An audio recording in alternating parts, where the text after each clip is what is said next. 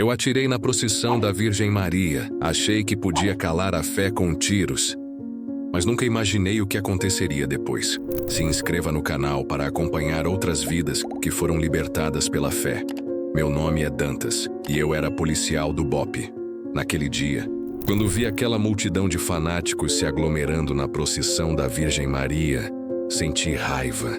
Peguei minha arma, mirei em direção à estátua e dei 3 tiros. Saiam. Isso aqui não é lugar para esse tipo de coisa. Gritei, vendo o desespero nos rostos daquelas pessoas que corriam. Para mim, religião era coisa de gente fraca. E eu estava ali para mostrar quem mandava. O cheiro de pólvora ainda estava no ar quando vi as crianças chorando, agarradas às saias das mães. Homens de camisa social e mulheres de vestido, todos correndo como se fossem criminosos. Mas eu não sentia remorso, sentia poder. Era assim que eu resolvia as coisas. Com autoridade, com firmeza, sem conversa fiada. Sargento Dantas, era necessário disparar? Perguntou o soldado Carvalho, mais jovem, com os olhos arregalados.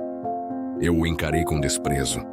Garoto, você ainda vai aprender que respeito não se pede, se impõe. Essa gente precisa entender que a rua tem dono. Tinha 20 anos de polícia naquele momento. 8 deles no batalhão de operações policiais especiais. Minha reputação era de ferro. Os bandidos me conheciam, me temiam. Os colegas me respeitavam. Em casa, minha palavra era lei. Fernanda, minha esposa, já tinha desistido de discutir comigo sobre religião há muito tempo.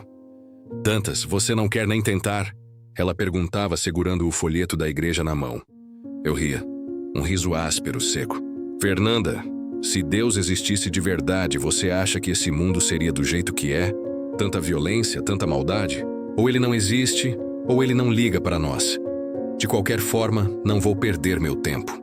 Meus filhos, Mateus de 15 anos e Júlia de 12, já tinham aprendido a não tocar no assunto religião perto de mim. Quando Fernanda os levava à missa de domingo, eu ficava em casa vendo televisão, bebendo cerveja, aproveitando o silêncio. Para mim, aquilo era tempo perdido. Tempo que poderia ser usado para coisas mais práticas, mais reais. A força era a minha filosofia de vida. Física, moral, psicológica, eu me orgulhava de nunca ter chorado na frente de ninguém depois dos 12 anos de idade. Chorar era coisa de fraco e eu não era fraco. Quando Mateus veio me perguntar sobre Deus numa vez, eu fui direto.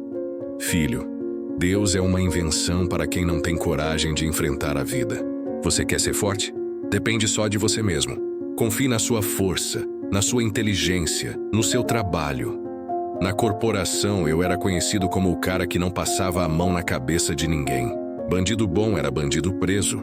E se resistisse, eu não hesitava em usar a força necessária. Meus superiores elogiavam minha eficiência. Meus subordinados me obedeciam sem questionar. Eu me sentia realizado, completo. Aquela manhã da procissão não foi diferente das outras. Recebi a ordem de fazer o policiamento da região, manter a ordem pública. Quando vi aquela multidão se formando, cantando, rezando, carregando bandeiras e imagens, senti um incômodo profundo. Era como se aquelas pessoas estivessem ocupando um espaço que não era delas, fazendo barulho desnecessário, atrapalhando o trânsito. Isso aqui vai virar confusão, murmurei para o soldado Bruno que estava ao meu lado. Essa gente se empolga, depois não conseguimos controlar. Bruno era mais experiente que o Carvalho, mais alinhado com minha forma de pensar. É verdade, sargento. Melhor agir logo, antes que a situação saia do controle. Foi então que vi uma senhora idosa tropeçar e quase cair. Várias pessoas pararam para ajudá-la, formando uma pequena aglomeração. Na minha cabeça, aquilo era o início de um tumulto. Sem pensar 2 vezes, saquei a arma. Mirei para o céu e disparei. 1 vez, 2 vezes, 3 vezes. O silêncio que se seguiu foi ensurdecedor. Por alguns segundos ninguém se mexeu. Tão como uma explosão veio o desespero. Gritos, correria, choro. Crianças sendo carregadas no colo, idosos sendo amparados. A procissão se desfez em questão de minutos. Guardei a arma no coldre com uma sensação de dever cumprido. Tinha mostrado autoridade. Tinha mantido a ordem. Era isso que o Estado pagava para eu fazer. Era isso que a sociedade esperava de mim. Pelo menos era isso que eu pensava naquele momento. Bom trabalho, sargento, disse o tenente Rodrigues quando fez o relatório da ocorrência. Dispersão rápida, sem feridos, sem confusão maior. É assim que se faz. Eu me senti orgulhoso. Mais uma vez, tinha provado minha competência. Mais uma vez, tinha mostrado que força e autoridade eram as únicas linguagens que todo mundo entendia. Em casa, naquela noite, Fernanda estava quieta demais. Ela mexia no jantar sem me olhar, os lábios apertados. Mateus e Júlia também estavam estranhos, sussurrando entre eles. Eu percebi a tensão no ar, mas fingi que não via. Liguei a televisão e me servi de uma cerveja. Dantas, Fernanda finalmente falou, a voz baixa. Soube que você atirou numa procissão hoje. Eu quase engasguei com a cerveja. Como ela tinha ficado sabendo? E daí? Era meu trabalho. Tinha uma multidão se formando, podia virar confusão. Era uma procissão de Nossa Senhora, Dantas. Pessoas rezando, famílias com crianças. A voz dela estava tremendo, mas eu vi determinação nos seus olhos. Você atirou para o alto para assustar pessoas que estavam rezando. Fernanda, você não entende nada de segurança pública. Eu estava fazendo meu trabalho. Me levantei da mesa, irritado. Essas pessoas precisam entender que existem regras, que existe autoridade. Não podem sair fazendo baderna na rua. Baderna? Ela repetiu incrédula. Eles estavam cantando e rezando, Dantas. Estavam celebrando a fé deles. Mateus e Júlia saíram da sala sem terminar de comer. Eu sabia que eles estavam com medo, mas não conseguia admitir que talvez tivesse exagerado. A fé deles não pode atrapalhar o trânsito. Não pode tumultuar a rua, respondi, tentando manter o tom firme. Quer rezar? Reza em casa, na igreja. A rua é para circular, para trabalhar, não para fazer showzinho religioso. Fernanda me olhou por um longo tempo, os olhos marejados. Às vezes eu não reconheço o homem com quem me casei. Ela disse tão baixo que eu quase não ouvi. Depois se levantou e foi para o quarto. Eu fiquei sozinho na sala, tentando me convencer de que estava certo. Os dias seguintes foram normais. Trabalho, casa, televisão, cerveja. Eu tinha uma rotina bem definida e me sentia confortável nela. Acordava às 5 da manhã, tomava café sozinho, ia para o batalhão. Voltava às 6 da tarde, jantava, assistia televisão até dormir. Nos fins de semana, ficava em casa ou saía com alguns colegas para beber. Fernanda tentava me incluir nas atividades da família, mas eu sempre achava uma desculpa. Vamos ao shopping com as crianças? Não posso, estou cansado. Quer ir ao cinema?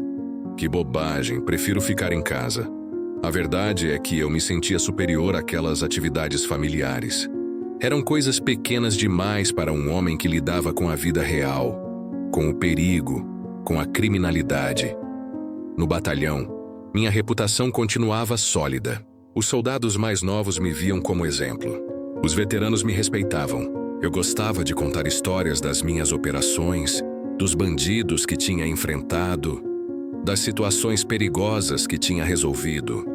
Era meu momento de glória, minha forma de mostrar valor. Sargento Dantas sempre sabe como agir, ouvia os soldados comentando. Com ele não tem conversa mole, não tem meio termo. Isso me enchia de orgulho. Significava que meu método estava correto, que minha filosofia de vida estava funcionando. Uma semana depois da procissão, recebi uma ligação no batalhão.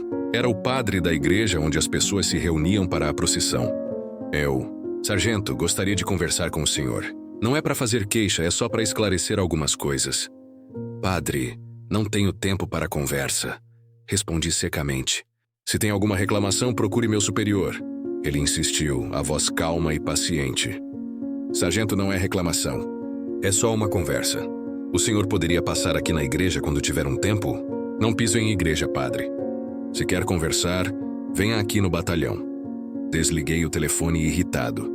Não ia perder tempo ouvindo o sermão de padre. Tinha coisas mais importantes para fazer. Mas o telefone tocou de novo. E de novo. O padre não desistia. Finalmente, por pura exaustão, aceitei recebê-lo no batalhão. 5 minutos, padre. Só 5 minutos. Ele chegou no dia seguinte.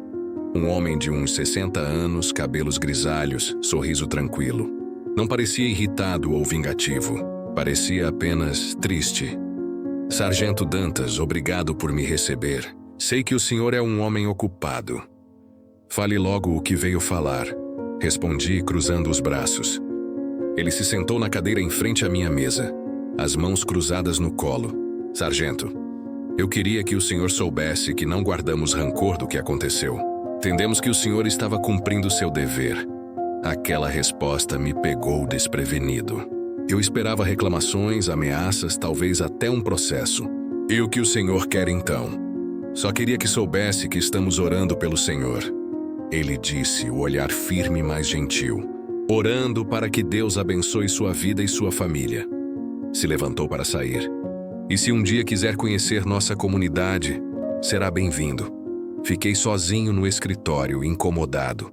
Por que diabos eu me sentia incomodado? O padre tinha sido respeitoso, até submisso. Tinha falado exatamente o que eu queria ouvir. Mas algo naquela conversa me deixou inquieto, como se tivesse perdido alguma coisa importante. Naquela noite não consegui dormir direito. As palavras do padre ficaram ressoando na minha cabeça. Estamos orando pelo Senhor. Por que alguém oraria por mim? Eu não precisava de oração. Eu não precisava de nada que viesse de Deus ou da igreja. Mas mesmo assim, aquela frase não saía da minha mente. Fernanda percebeu que eu estava inquieto. Aconteceu alguma coisa no trabalho? Perguntou deitada ao meu lado na cama. Nada importante, menti. Só uns problemas bobos. Ela não insistiu, mas eu senti que ela sabia que havia algo mais.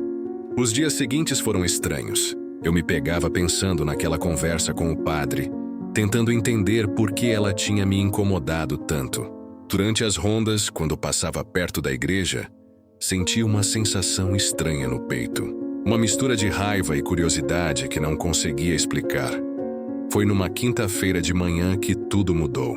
Estávamos fazendo uma operação de rotina numa favela da Zona Sul. Informações de que havia traficantes armados numa casa abandonada. Era o tipo de operação que eu fazia dormindo. Tinha experiência de sobra para esse tipo de situação. Entramos em formação, eu na frente com o soldado Bruno logo atrás. O resto da equipe cobrindo os flancos. A casa estava silenciosa demais, o que me deixou alerta. Cuidado, pessoal. Isso aqui não está cheirando bem. Sussurrei no rádio. Foi quando ouvimos os primeiros tiros. Vinham de dentro da casa, mas não eram direcionados para nós.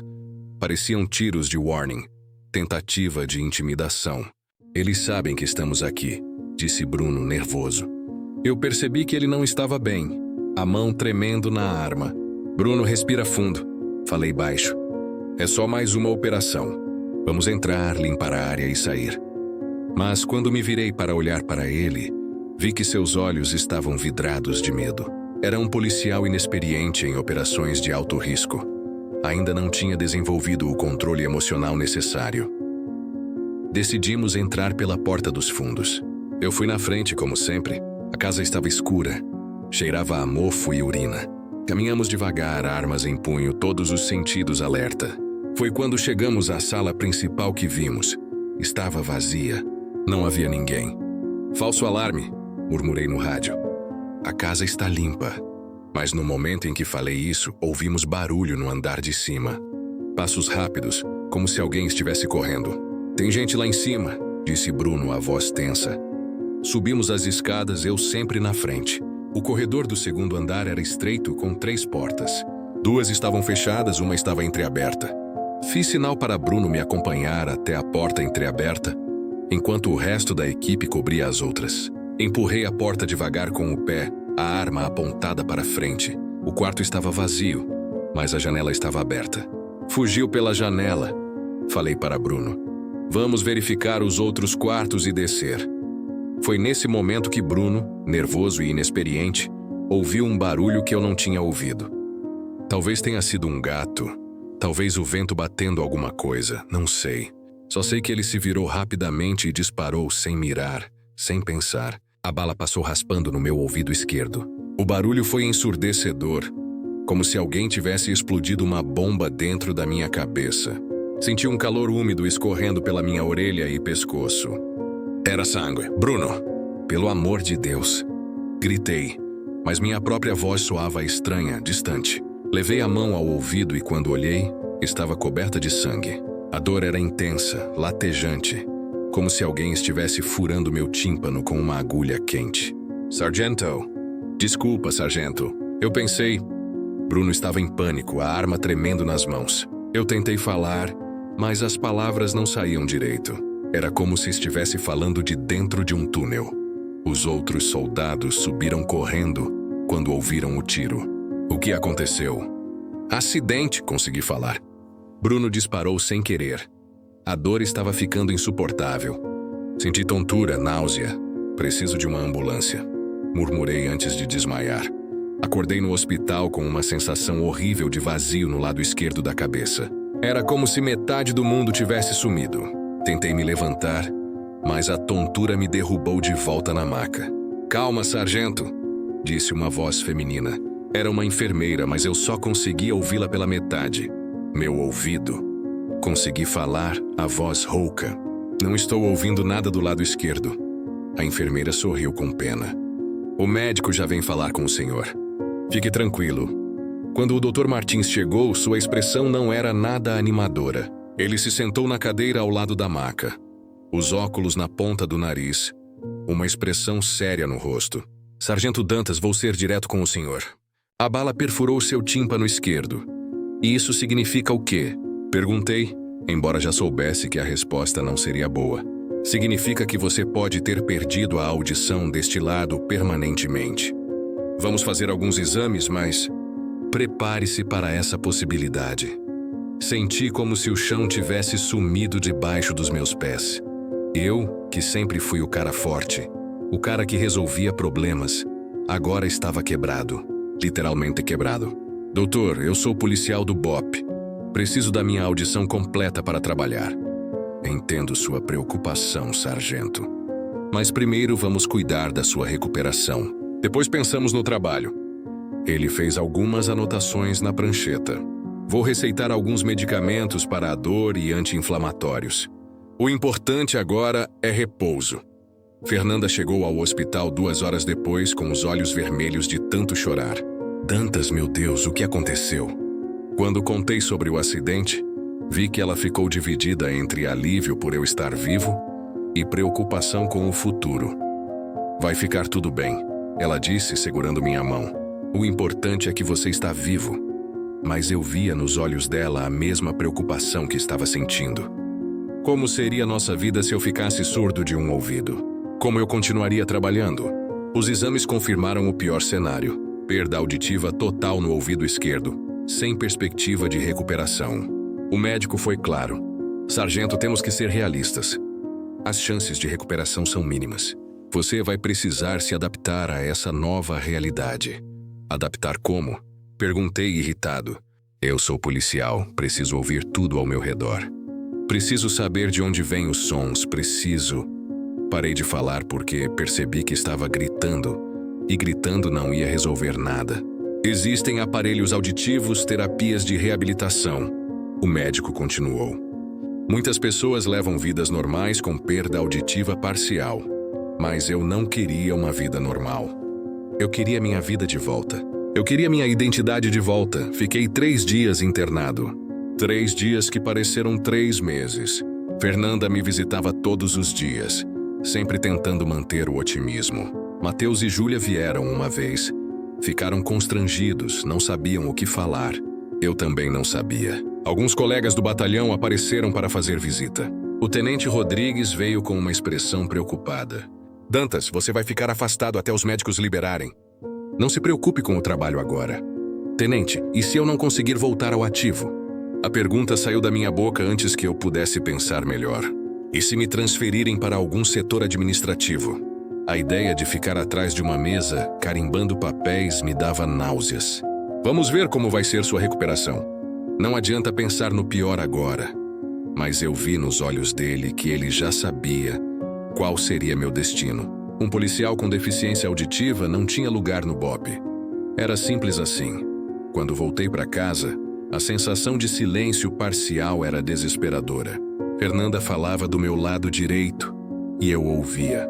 Mas quando ela se movia para o lado esquerdo, era como se ela tivesse sumido. O mundo tinha se tornado pela metade. À noite, deitado na cama, o silêncio do ouvido esquerdo me atormentava. Não era um silêncio natural. Era um vazio perturbador, como se uma parte de mim tivesse morrido. Eu ficava horas acordado, tentando me acostumar com aquela sensação nova e horrível. Será que Deus existe mesmo? Pensei uma noite sozinho no escuro. E se existir, por que permitiu que isso acontecesse comigo? Era a primeira vez em anos que eu considerava a possibilidade da existência de Deus. Mas foi só por um segundo. Logo afastei o pensamento da cabeça. Os meses seguintes foram os mais difíceis da minha vida. Fiquei oficialmente afastado do BOPE, aguardando avaliação médica para possível transferência. Era como se tivessem arrancado minha identidade. Eu era o Sargento Dantas, o cara respeitado, temido, competente. Agora eu era apenas um homem de 45 anos com deficiência auditiva. As primeiras semanas em casa foram torturantes. Fernanda tentava me manter ocupado, sugerindo atividades, passeios, conversas. Mas eu não tinha interesse em nada. Ficava sentado na poltrona da sala, vendo televisão com o som alto, tentando compensar a perda auditiva do lado esquerdo. Dantas, vamos dar uma volta no parque? Fernanda sugeria, sempre com aquele sorriso forçado que eu já conhecia bem. Não tenho vontade, eu respondia sem tirar os olhos da tela. Preciso descansar ainda. Mas a verdade é que eu não estava descansando. Estava me escondendo. Mateus e Júlia começaram a me evitar. Eles chegavam da escola e iam direto para os quartos. Jantávamos em silêncio, cada um perdido nos próprios pensamentos.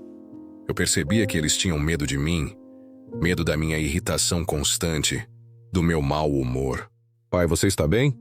Júlia perguntou uma vez, a voz pequena e hesitante. Eu olhei para ela e vi uma menina de 12 anos preocupada com o pai. Mas em vez de sentir ternura, senti raiva. Raiva por ela ter que se preocupar. Raiva por eu não conseguir mais ser o pai forte que sempre fui. Estou ótimo, Júlia. Vai fazer a lição de casa. Respondi secamente. Vi as lágrimas se formando nos olhos dela antes que saísse correndo para o quarto. Fernanda me lançou um olhar reprovador, mas não disse nada. Estava cansada de brigar comigo. No batalhão, quando ia buscar documentos ou resolver questões médicas, sentia os olhares dos colegas. Alguns demonstravam pena, outros desconforto. Ninguém sabia bem o que falar para mim. E aí, Dantas, como você está? Perguntavam. Mas eu percebia que não queriam realmente saber a resposta. Estou bem, só aguardando a papelada médica. Eu mentia. Logo volto ao trabalho. Mas todos sabíamos que isso não ia acontecer. Um policial do BOPE com deficiência auditiva era uma contradição. Eu seria transferido para algum departamento administrativo, se tivesse sorte. As noites eram as piores. O silêncio do ouvido esquerdo se tornava mais perturbador na escuridão. Eu ficava deitado, tentando me acostumar com aquela sensação de vazio, mas não conseguia. Era como se metade do mundo tivesse sido apagada para sempre. Foi nessa época que comecei a beber mais. Sempre tive o costume de tomar algumas cervejas, mas agora estava exagerando. Fernanda percebeu rapidamente. Dantas, você está bebendo demais. Isso não vai resolver nada. Resolver o quê? Explodi. Você acha que tem alguma coisa para resolver? Eu perdi minha carreira, minha identidade, metade da minha audição. O que você quer que eu faça? Que eu finja que está tudo bem? Quero que você lute, ela disse, a voz firme pela primeira vez em semanas. Quero que você seja o homem forte que eu conheci. Quero que você encontre uma forma de lidar com isso sem destruir nossa família. Nossa família? Ri amargamente. Nossa família está destruída desde que eu me tornei um inválido. Você acha que eu não vejo como vocês me olham? Com pena, com medo, com nojo. Ninguém sente nojo de você, Dantas. Sentimos medo da sua raiva, da sua amargura. Você está se transformando numa pessoa que não reconhecemos. Fernanda estava chorando agora, mas não era um choro de fraqueza. Era um choro de frustração. Comecei a sair de casa só para beber. Ia para botecos baratos onde ninguém me conhecia. Lugares onde eu podia beber em silêncio, sem ter que fingir que estava bem, sem ter que lidar com olhares de pena ou palavras de encorajamento. Foi num desses botecos que encontrei o soldado Bruno. Ele estava bêbado, chorando sozinho numa mesa no fundo do bar. Quando me viu, ficou branco. Sargento Dantas, Desculpa, eu não... Senta aí, Bruno, disse apontando para a cadeira na frente dele. Vamos beber juntos. Ele hesitou, mas se sentou. Pedi 2 cervejas e ficamos em silêncio por alguns minutos. Sargento, eu não durmo direito desde aquele dia. Ele finalmente falou. Eu estraguei sua vida. Estraguei sua carreira. Estava soluçando, completamente embriagado e desesperado. Bruno, você foi só o instrumento. Respondi surpreso com minha própria calmaria.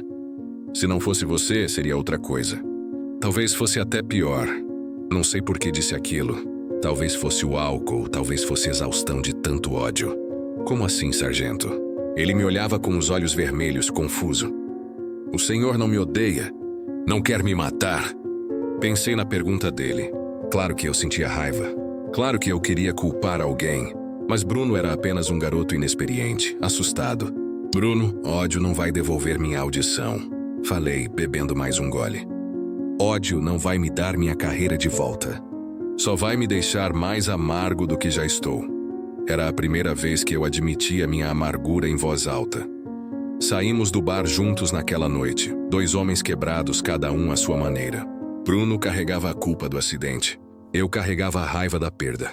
No táxi, ele perguntou: Sargento, o que a gente faz agora? Não sei, Bruno. Sinceramente, não sei. E era verdade. Pela primeira vez na vida, eu não tinha um plano. Não tinha uma resposta pronta. Era uma sensação aterrorizante para alguém que sempre teve certeza de tudo. Em casa, Fernanda estava me esperando na sala. Onde você estava? Perguntou, mas sem briga na voz. Apenas cansaço. Bebendo, respondi honestamente. Bebendo e pensando na vida. E chegou a alguma conclusão? Ela se sentou ao meu lado no sofá. Percebi que ela também estava exausta, fisicamente e emocionalmente. Eu não era o único sofrendo naquela casa. Fernanda, eu estou perdido. Admiti pela primeira vez. Eu não sei mais quem eu sou. Não sei o que fazer da minha vida. Não sei nem como ser pai, como ser marido. As palavras saíram num fluxo que eu não conseguia controlar. Ela pegou minha mão, coisa que não fazia há semanas. Dantas, você ainda é o mesmo homem. Você só perdeu parte da audição. Não perdeu sua inteligência, sua experiência, seu coração. Mas eu sentia que tinha perdido muito mais que isso. Você não entende, Fernanda. Minha vida toda foi construída em cima da força, da autoridade, do controle. Agora eu não tenho controle nem sobre o meu próprio corpo. Como eu vou ser respeitado? Como eu vou sustentar vocês? A gente encontra um jeito, ela disse. Mas eu percebi que ela também estava insegura. Existem outras profissões, outras possibilidades. Você não precisa ser policial para ser um homem de valor. Mas eu não conseguia enxergar além da minha identidade perdida. Policial era tudo que eu sabia ser. Era minha fonte de orgulho, minha forma de me relacionar com o mundo. Sem isso, eu era apenas um homem comum, vulnerável, limitado. Naquela noite, pela primeira vez em meses, chorei. Chorei silenciosamente para que Fernanda não ouvisse. Chorei pela carreira perdida, pela identidade destroçada, pela família que estava se afastando de mim. Chorei como não chorava desde criança. E no meio do choro, uma pergunta surgiu na minha cabeça. Se Deus existe, por que permitiu que isso acontecesse? Era uma pergunta que eu não queria fazer, mas que insistia em voltar. Uma pergunta que não tinha resposta. Você já se perguntou se existe algo maior cuidando de nós, mesmo quando tudo parece estar desabando? Essa dúvida começou a crescer dentro de mim, mesmo eu lutando contra ela. Passou-se quase 1 ano desde o acidente. 1 ano de consultas médicas, papelada, avaliações psicológicas e a confirmação definitiva. Eu seria transferido para o setor administrativo da Polícia Civil. Não era bem uma aposentadoria, mas era o fim da minha carreira como eu a conhecia. A transferência veio com uma redução salarial significativa. É temporário, disse o delegado quando me entregou os papéis, até você se adaptar à nova função. Mas nós dois sabíamos que não havia nada de temporário naquilo. Eu seria um burocrata pelo resto da minha vida profissional. Em casa, a situação estava ficando insustentável. Fernanda tinha arranjado um emprego meio período numa loja para complementar a renda familiar. Mateus, agora com 16 anos, tinha conseguido um trabalho de final de semana. Era humilhante ver minha família se esforçando para compensar minha incompetência. Pai, consegui 50 reais hoje. Mateus disse numa sexta à noite, estendendo o dinheiro para mim. É para ajudar com as contas. Olhei para aquele garoto tentando ser o homem da casa e senti uma raiva profunda de mim mesmo. Guarda esse dinheiro, filho. Não preciso da sua ajuda. Menti, afastando a mão dele. Mas a verdade é que precisávamos desesperadamente de cada centavo. O orgulho, no entanto, não me deixava admitir isso. As discussões com Fernanda se tornaram diárias. Dantas, você precisa aceitar a realidade. Precisamos desse dinheiro. Precisamos da ajuda das crianças. Não é vergonha nenhuma passar por dificuldades. É vergonha sim. Explodia. É vergonha um homem de 45 anos não conseguir sustentar a própria família. É vergonha depender da esposa e dos filhos para pagar as contas. Bati o punho na mesa, fazendo os pratos tremeram. Foi numa dessas discussões que Júlia, agora com 13 anos, entrou na sala chorando. Parem de brigar, parem!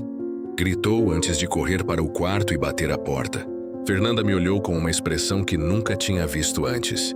Era desprezo misturado com dó. Parabéns, Dantas. Você conseguiu traumatizar nossa filha também. Ela saiu da sala me deixando sozinho com minha raiva e minha vergonha.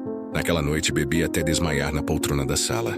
No trabalho administrativo era tratado com uma cortesia fria. Meus colegas sabiam da minha história. Sabiam que eu tinha sido do BOPE. Alguns demonstravam respeito pela minha experiência passada, mas a maioria me via como um estorvo, um cara quebrado que estava ali por pena. Dantas, preciso que você organize esses processos por data, dizia meu supervisor, um delegado mais novo que eu. Não havia malícia na sua voz, mas eu ouvia condescendência. Era como se estivesse falando com uma criança ou com um inválido. Eu passava 8 horas por dia carimbando papéis, arquivando documentos, digitando relatórios. Era um trabalho que qualquer adolescente poderia fazer. Minha experiência de 20 anos na polícia, minha especialização no BOPE, tudo isso era irrelevante agora. Durante o almoço comia sozinho. Os outros funcionários tinham seus grupos, suas conversas. Eu não me encaixava em lugar nenhum. Era velho demais para os jovens, limitado demais para os experientes. Era um homem sem lugar. Foi numa dessas tardes solitárias que recebi uma ligação no trabalho. Era o padre da igreja, aquele que tinha me visitado no batalhão quase 1 ano atrás. Sargento Dantas, espero não estar incomodando. O que o senhor quer, padre? Perguntei secamente. Não tinha paciência para conversa religiosa. Só queria saber como está a sua recuperação. Soube que passou por momentos difíceis. Quem te contou isso? Fiquei irritado com a possibilidade de que minha situação estivesse sendo comentada pela cidade. As pessoas se preocupam com o senhor, sargento. Não é fofoca, é cuidado. Não preciso do cuidado de ninguém, padre. Principalmente não preciso de orações. Ia desligar o telefone, mas ele continuou falando. Sargento, se algum dia quiser conversar, estarei aqui. Não para pregar, só para escutar. Por que um padre perderia tempo escutando um cara como eu? A pergunta saiu sem eu pensar. Porque às vezes precisamos de alguém que não nos julgue. Ele respondeu. Às vezes precisamos de alguém que apenas escute nossa dor. Desliguei o telefone confuso e irritado. Por que aquele homem insistia em se preocupar comigo? O que ele ganhava com isso? Eu não acreditava em bondade desinteressada. Sempre achei que todo mundo tinha segundas intenções. O fundo do poço chegou numa sexta-feira de dezembro. Fernanda tinha saído com as crianças para fazer compras de Natal com o pouco dinheiro que tínhamos. Eu fiquei em casa bebendo e assistindo televisão. Foi quando recebi uma ligação do banco. Senhor Dantas, estamos ligando para informar que sua conta está com saldo negativo há 3 meses. Precisamos regularizar essa situação urgentemente. A voz do atendente era impessoal, profissional. Quanto está devendo? Perguntei, já sabendo que a resposta seria terrível. R$ 1.200, senhor. Se não regularizar até segunda-feira, teremos que tomar medidas mais severas. Desliguei o telefone e fiquei olhando para o teto da sala. R$ 1.200. Era mais do que eu ganhava em 1 mês no novo emprego. Como eu tinha chegado naquele ponto? Como tinha deixado minha família chegar numa situação dessas? Fernanda chegou em casa com as crianças 2 horas depois. Elas estavam animadas com algumas comprinhas baratas que tinham feito. Pai, Olha que blusa linda eu achei na promoção. Júlia mostrou sorrindo. Custou só R$ 15. Muito bonita, filha. Consegui falar, mas minha voz saiu rouca. Como eu ia contar para ela que talvez não conseguíssemos pagar nem o aluguel do mês que vem? Como ia explicar que o pai dela era um fracasso completo? À noite, depois que as crianças foram dormir, contei para Fernanda sobre a ligação do banco. Vi o rosto dela empalidecer. Vi o medo nos olhos dela. Dantas, o que a gente vai fazer? Não sei, Fernanda.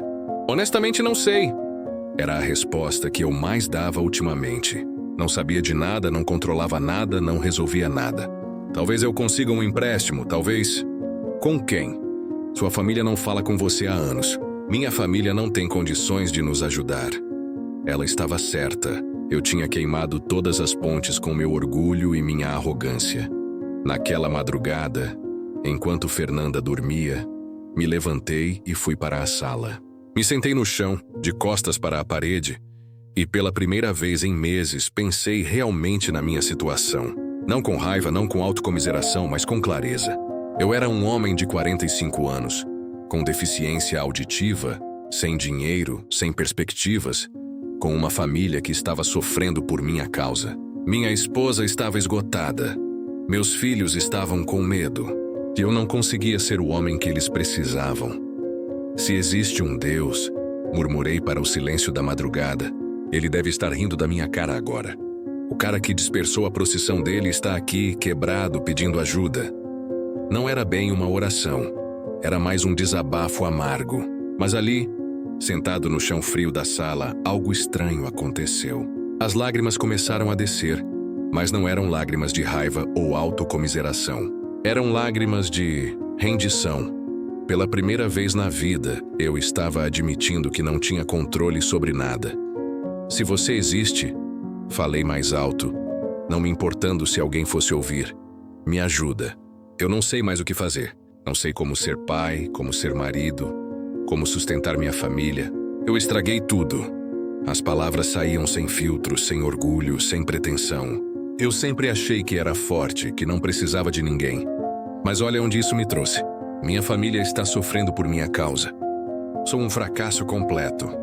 Fiquei ali por horas, chorando e falando sozinho. Não sei se era oração, se era desespero, se era loucura. Só sei que pela primeira vez em 45 anos de vida, eu estava reconhecendo que não era o centro do universo, que não tinha controle sobre tudo. Se você pode me ajudar, sussurrei antes de voltar para o quarto. Eu prometo que vou tentar ser diferente. Não sei como, mas vou tentar. Eram as palavras mais honestas que eu já tinha pronunciado na vida. Na segunda-feira seguinte, acordei diferente. Não sei explicar bem o que era, mas havia algo mudado dentro de mim. Não era esperança exatamente, era mais como uma aceitação. Aceitação de que eu precisava tentar algo diferente, mesmo sem saber o quê. No trabalho, em vez de ficar resmungando sobre minha situação, resolvi conversar com meu supervisor sobre a possibilidade de horas extras. Delegado Mendes, preciso aumentar minha carga horária. Tenho algumas dificuldades financeiras em casa. Ele me olhou surpreso. Era a primeira vez que eu admitia publicamente minhas limitações. Dantas, posso te colocar no plantão de sábado. São 4 horas extras por semana. Não é muito, mas ajuda. Aceito, respondi imediatamente. Qualquer coisa ajuda. Era humilhante ter que trabalhar aos sábados para complementar um salário já reduzido, mas meu orgulho estava começando a dar lugar à responsabilidade. À noite, contei para Fernanda sobre as horas extras. É pouco dinheiro, mas pelo menos é alguma coisa, expliquei. Vi um alívio discreto no rosto dela, misturado com orgulho. Estou orgulhosa de você, Dantas. Por estar tentando. Fernanda, preciso te pedir uma coisa, continuei, engolindo o orgulho. Preciso que você me ajude a fazer um orçamento da casa. Eu nunca soube direito para onde vai nosso dinheiro. Era a primeira vez que admitia minha incompetência financeira. Passamos 2 horas naquela noite organizando nossas finanças. Era pior do que eu imaginava. Mas pelo menos agora eu sabia exatamente onde estávamos. A gente consegue, disse Fernanda segurando minha mão. Vai ser difícil, mas a gente consegue. Nos dias seguintes, comecei a notar coisas pequenas que antes me passavam despercebidas. Júlia estudando na mesa da cozinha porque não tínhamos dinheiro para um computador. Mateus usando tênis furado porque não conseguíamos comprar outro. Fernanda contando moedas antes de sair para comprar pão. Foi quando tomei uma decisão que teria me parecido impossível meses antes. Resolvi ligar para o padre. Padre, é o Dantas. O senhor disse que eu podia procurá-lo se precisasse conversar. Claro, sargento. Quando quer vir aqui? A voz dele soava genuinamente feliz. Hoje à noite, se possível. Depois do trabalho. Te espero às 8 horas. A igreja estava quase vazia quando cheguei. Apenas algumas velas acesas no altar e o padre me esperando num banco da frente. Obrigado por vir, sargento. Como posso ajudá-lo? Me sentei ao lado dele, as mãos tremendo levemente. Padre, eu não sei por onde começar. Minha vida virou um caos. Perdi minha carreira. Estou com problemas financeiros, minha família está sofrendo por minha causa. E como se sente em relação a tudo isso? Perguntou sem julgamento na voz. Com raiva, com medo, com culpa? Tudo isso junto, respondi. Mas principalmente me sinto perdido. Sempre tive certeza de quem eu era, do que estava fazendo. Agora não sei mais nada. Sabe, sargento, às vezes precisamos perder tudo para encontrar o que realmente importa. Ele falou devagar, pensando em cada palavra. Às vezes nossa força se torna nossa fraqueza quando nos impede de aceitar ajuda. O senhor acha que Deus existe mesmo? A pergunta saiu sem eu planejar. Porque se existe, ele parece ter algo contra mim. O padre sorriu gentilmente. Deus não tem nada contra o senhor. Às vezes os caminhos dele são difíceis de entender, mas sempre há um propósito. Que propósito pode ter em destruir a vida de um homem? Senti raiva voltando à minha voz. Em fazer uma família inteira sofrer? Talvez não seja destruição, sargento. Talvez seja reconstrução. Saí da igreja naquela noite sem respostas definitivas, mas com algo que não sentia há muito tempo. Curiosidade. Curiosidade sobre essa possibilidade de que meus sofrimentos pudessem ter algum significado, algum propósito maior. 3 semanas depois da conversa com o padre, Fernanda me fez uma proposta inesperada. Dantas, há uma missa especial no próximo domingo. Uma missa de cura. Você gostaria de ir comigo? Sua voz estava hesitante, como se esperasse uma explosão. Minha primeira reação foi dizer não. Era o tipo de evento que eu sempre desprezei. Pessoas desesperadas buscando milagres impossíveis, se iludindo com esperanças vazias. Mas algo me fez hesitar. Por que você quer que eu vá? Porque acho que pode te fazer bem. Ela respondeu honestamente. Não necessariamente pela cura física, mas, sei lá, talvez pela paz de espírito. Olhei para ela e vi uma mulher que tinha suportado um ano inteiro de minha amargura, meu mau humor, minha revolta. Está bem, falei, surpreendendo a mim mesmo. Vou com você. Vi lágrimas se formarem nos olhos dela. Sério? Você realmente vai? Vou sim. Por você, por nós. O domingo chegou ensolarado. Há quanto tempo eu não reparava se o dia estava bonito ou feio.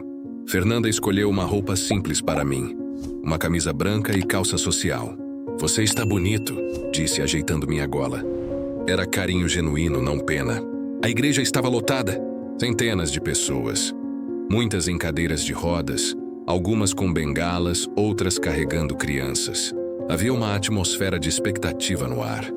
Uma energia que eu nunca tinha sentido antes. Nos sentamos no meio da igreja. Fernanda segurava minha mão, coisa que não fazia há meses. Mateus e Júlia estavam conosco, também quietos e respeitosos. Era a primeira vez que estávamos juntos como família, em muito tempo sem tensão. Quando a missa começou, me senti deslocado. As pessoas cantavam, rezavam, participavam ativamente. Eu não sabia as palavras, não conhecia os rituais, mas havia algo reconfortante naquela atmosfera de união, de propósito comum. O padre falou sobre perdão, sobre recomeços, sobre a possibilidade de cura não apenas física, mas emocional e espiritual. Às vezes, disse ele, Deus nos cura exatamente daquilo que achamos que não precisa de cura. Quando chegou o momento da oração pelas curas, as pessoas se levantaram. Muitas choravam. Outras oravam em silêncio. Algumas levantavam as mãos. Eu fiquei sentado, observando aquela demonstração de fé que 1 ano atrás teria me irritado profundamente. Foi então que senti algo estranho. Um calor começou a se espalhar pelo lado esquerdo da minha cabeça, exatamente na região do ouvido ferido. Não era dor, não era desconforto.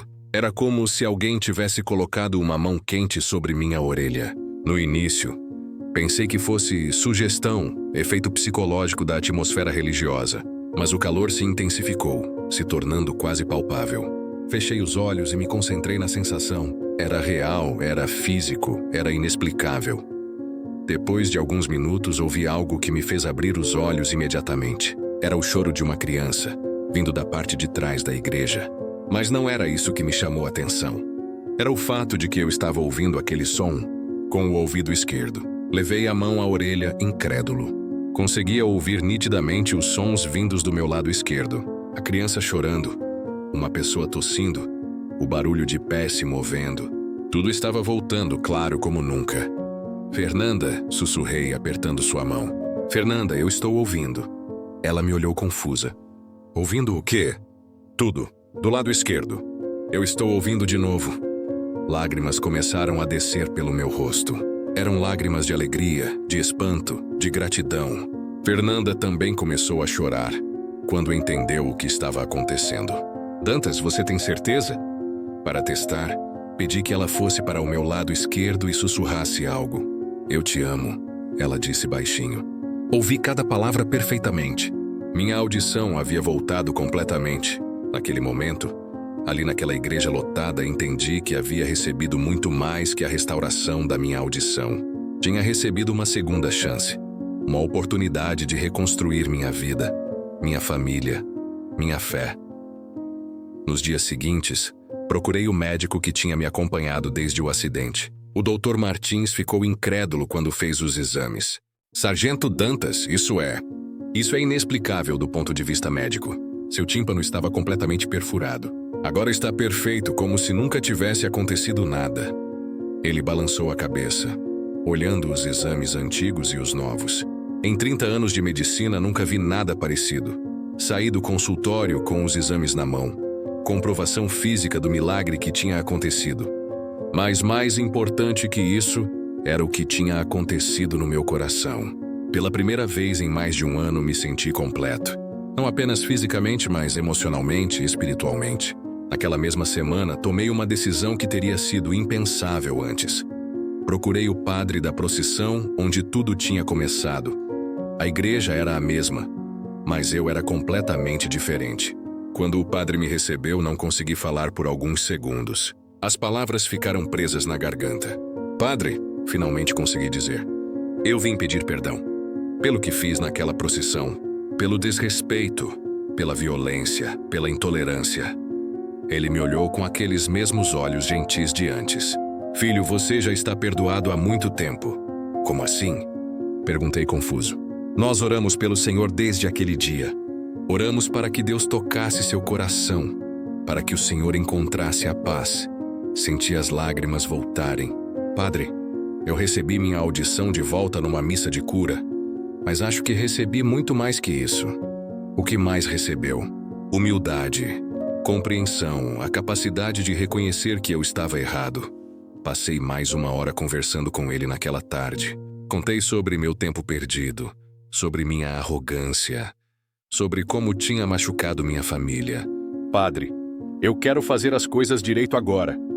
Quero ser um homem melhor, um pai melhor, um marido melhor. E como pretende fazer isso?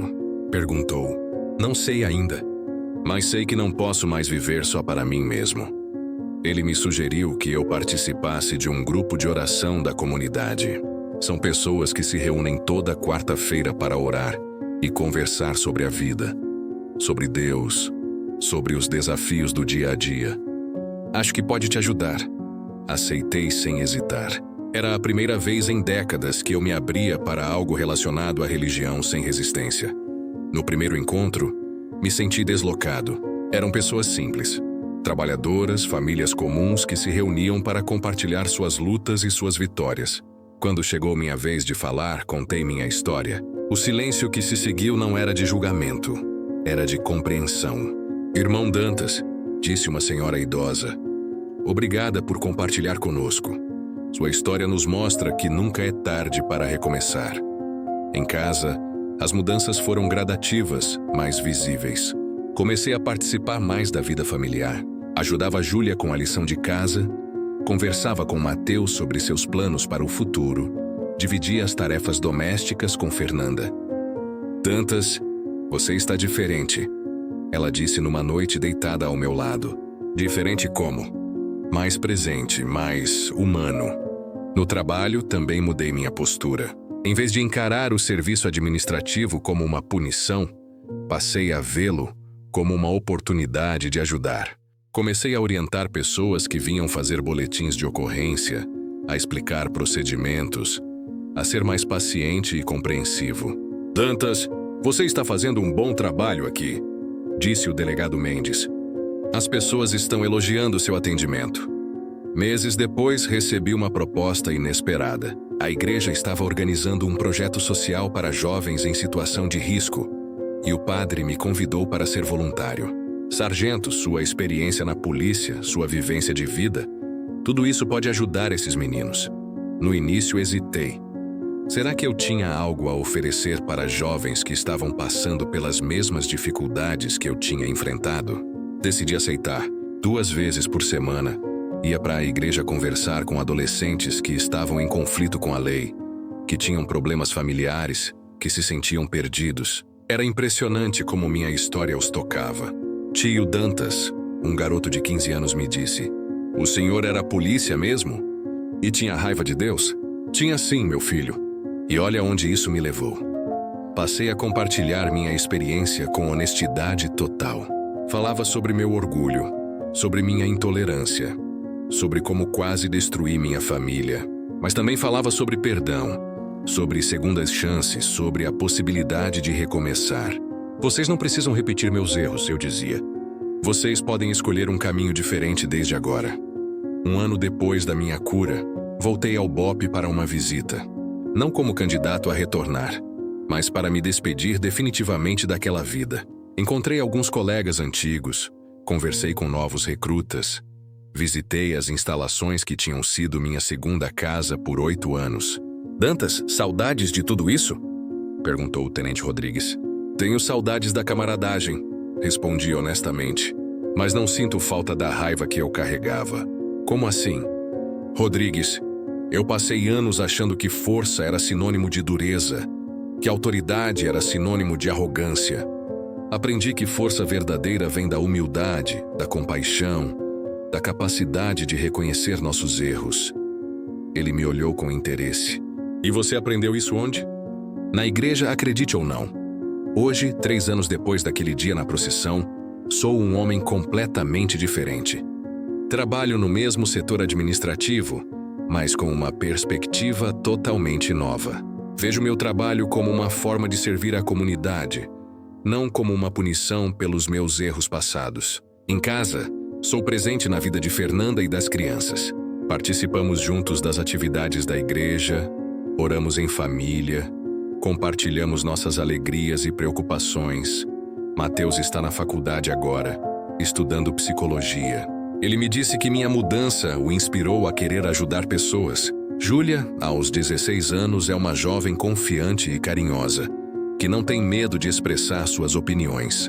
Fernanda e eu renovamos nossos votos matrimoniais na igreja, numa cerimônia simples, mas cheia de significado. Dantas, ela disse naquele dia, é como se eu tivesse casado com um homem novo, mas que tem a memória e a experiência do homem que eu sempre amei. No trabalho voluntário com jovens, continuo aprendendo todos os dias. Cada história que ouço, cada vida que toco, me ensina algo novo sobre compaixão, sobre perdão, sobre esperança. Tio Dantas, um garoto me perguntou semana passada, o senhor acha que Deus perdoa qualquer coisa?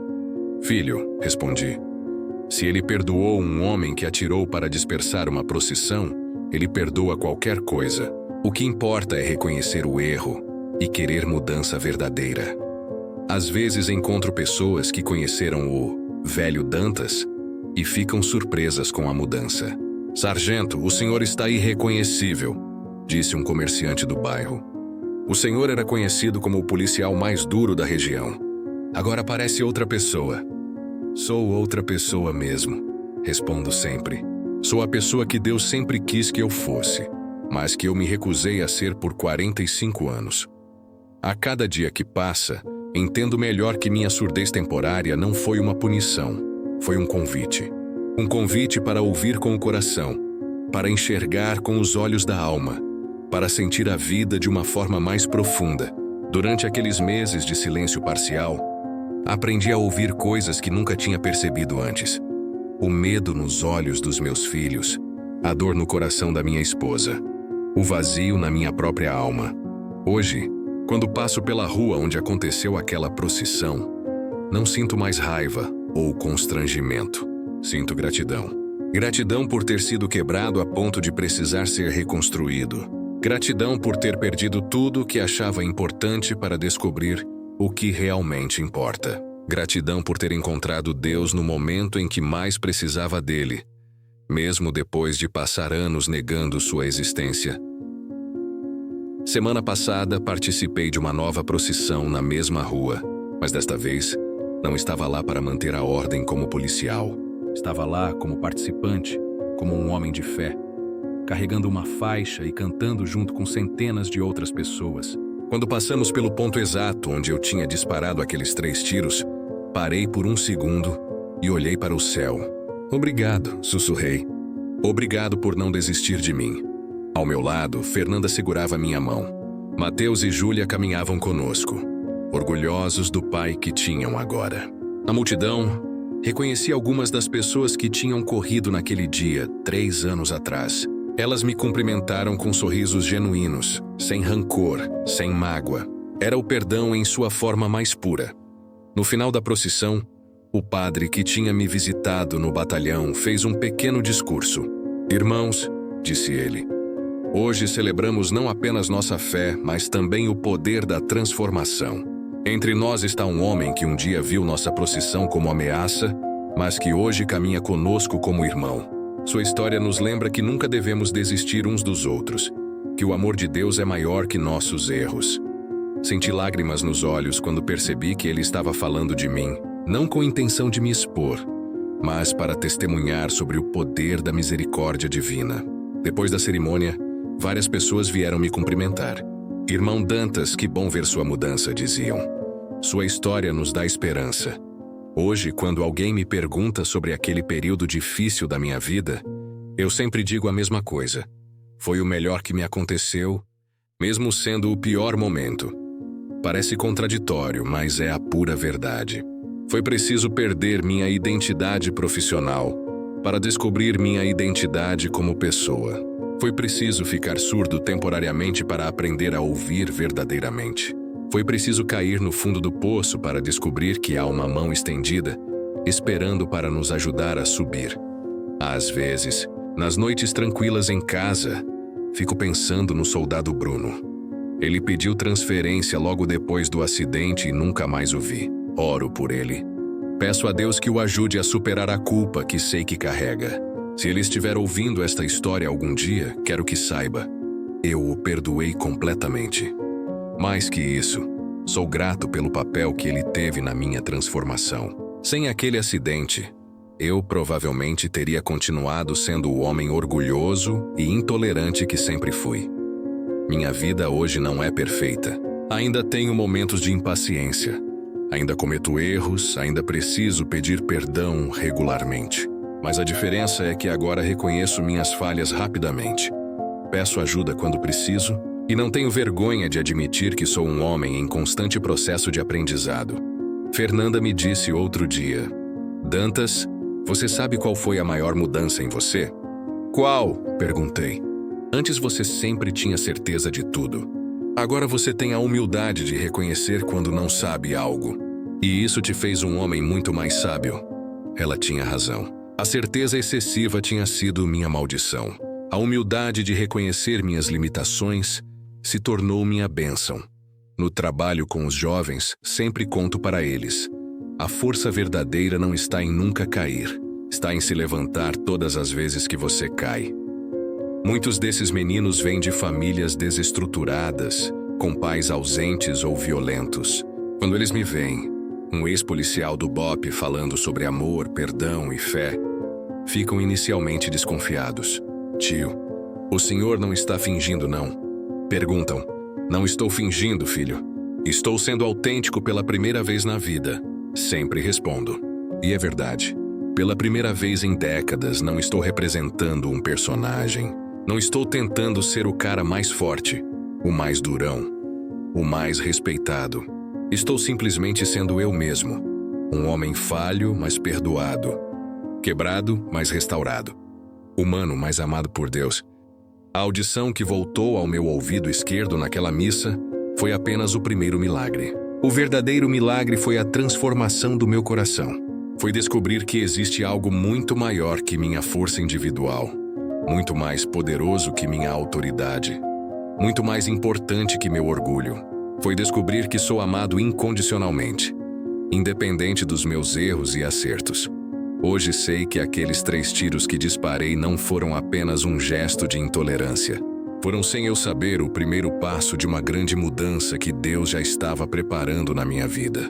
Cada lágrima que derramei, cada noite insone que passei, cada momento de desespero que vivi, tudo fazia parte de um plano maior que eu não conseguia enxergar na época. Se você que está ouvindo esta história já se sentiu perdido como eu me senti, saiba que sempre há esperança. Se você já se sentiu orgulhoso demais para pedir ajuda, como eu me senti, saiba que a humildade é o primeiro passo para a verdadeira força. Se você já machucou pessoas que ama com sua raiva e sua dureza, como eu fiz, saiba que o perdão existe e a reconciliação é possível. Quando penso em tudo que passei, não sinto mais raiva ou revolta. Sinto uma gratidão profunda por ter sido escolhido para viver essa experiência de transformação. Porque foi isso que aconteceu comigo. Eu fui transformado de dentro para fora. O homem que dispersou aquela procissão com 3 tiros não existe mais. Em seu lugar, está um homem que aprendeu a ouvir não apenas com os ouvidos, mas com o coração. Um homem que descobriu que a verdadeira força vem da vulnerabilidade, que o verdadeiro poder vem do amor, e que a verdadeira autoridade vem da humildade. Hoje, ao final de cada dia, eu agradeço. Agradeço pela minha família que não desistiu de mim. Agradeço pelos amigos que encontrei na igreja. Agradeço pelo trabalho que me permite servir a comunidade. Agradeço pela oportunidade de ajudar jovens que passam por dificuldades semelhantes às que vivi. E agradeço principalmente pelo amor incondicional de Deus, que nunca desistiu de mim. Mesmo quando eu havia desistido de mim mesmo. Qual foi o momento mais inesperado em que você sentiu que algo maior estava cuidando de você? Mesmo quando tudo parecia estar desabando ao seu redor?